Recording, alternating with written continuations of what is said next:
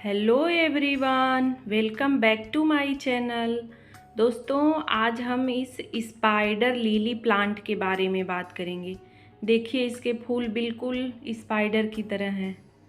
देख सकते हैं आप, इस तरह चारों तरफ से इसकी बड़ी बड़ी खूब पत्तियां निकली हुई हैं, बिल्कुल स्पाइडर के जैसे। इसीलिए इसे स्पाइडर लिली भी बोला जाता है। वैसे इसका नाम सुदर्शन प्लांट भी है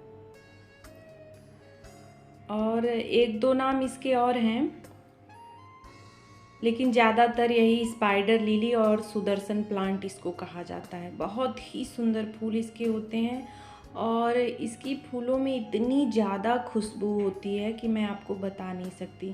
ये प्लांट मेरे टेरेस पे ऐसे रखा हुआ है और हम लोग जब आ जा रहे हैं टेरेस पे किसी भी काम से, तो इसकी खुशबू भीनी भीनी इतनी अच्छी आ रही है कि मैं क्या बताऊँ। बहुत ही खूबसूरत प्लांट है और बहुत ही अच्छी खुशबू है इसकी। तो इस प्लांट के बहुत सारे मेडिसिनल वैल्यू भी हैं और कहा जाता है कि ये घर के वास्तु दोष को भी दूर करता है। और सुदर्शन प्लांट इसको कहा गया है कि जिसके दर्शन मात्र से ही आपका दिन शुभ हो जाए या जिसका दर्शन बहुत सुंदर होता है, तो इसलिए इसे सुदर्शन भी कहा जाता है।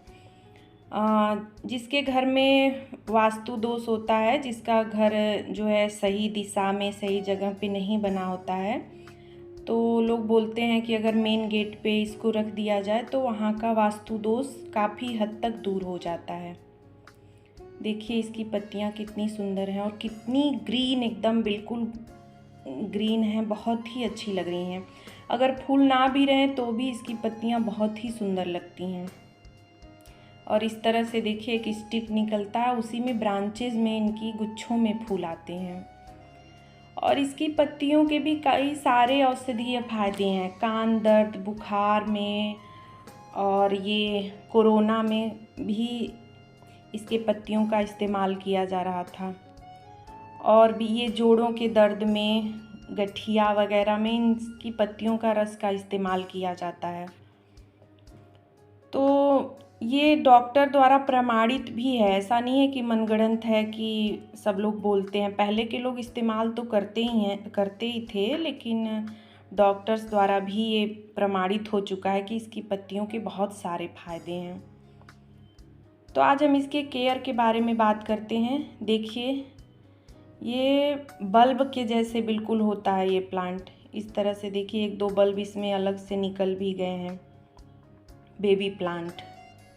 तो इस प्लांट को मैंने अभी 2 महीने पहले ही इस गमले में रिपोर्ट किया है। पहले ये एक ऑयल के कैन में लगा हुआ था। मैं इसको रोड साइड से ही ले आई थी। ये देखिए, इसको मैंने अलग करके एक कोल्ड ड्रिंक बॉटल में लगा दिया है और ये भी अच्छे से ग्रो कर रहा है। तो रोड साइड पे या पार्क वगैरह में ये प्लांट आपको देखने को मिल जाएगा। मैं तो रोड साइड से ही पिछले मानसून में ले आई थी इसको, और सिर्फ एक बल्ब मैं ले आई थी। उससे देखिए, गमले में भी 3-4 बेबी प्लांट ऐसे निकल चुके हैं और एक को मैंने अलग भी कर लिया है। तो अगर आप एक गमले में लगाते हैं इसको, तो कुछ दिन में ही आपका पूरा पॉट भर जाएगा। बहुत ही अच्छी ग्रोथ करता है और बहुत ही लो मेंटेनेंस प्लांट है ये। इसकी ज़्यादा बहुत केयर भी नहीं करनी पड़ती है। मिट्टी आप इसकी वेल ड्रेन जैसा कि सभी प्लांट का बनाते हैं, एक हिस्सा खाद, एक हिस्सा मिट्टी और एक हिस्सा रेत ले लें और उसमें ये प्लांट लगा दें। बस आपको कुछ नहीं करना है। इसको आप आउटडोर इंडोर कहीं भी रख सकते हैं, लेकिन इंडोर ये नहीं है कि एकदम घर के अंदर जहाँ अच्छी रोशनी ना आती हो वहाँ ना रखें। ऐसी जगह रखें जहाँ 1-2 घंटे की धूप इसको मिले। और अगर फुल सनलाइट में भी अगर रखा जाता है ये प्लांट, तो भी अच्छे से ग्रो करता है। मेरा तो पूरी गर्मी भर ये प्लांट ऐसे ही धूप में ही रखा था, फुल सनलाइट में रखा था। ऊपर से थोड़ी सी पत्तियाँ इसमें जून में जल गई थी, थोड़ी ख़राब हो गई थी। बाकी ये प्लांट अच्छे से चल रहा था और फ्लावरिंग भी इसकी अप्रैल से ही स्टार्ट हो गई थी इसमें। तो पूरी गर्मी ये आपको फूल देगा।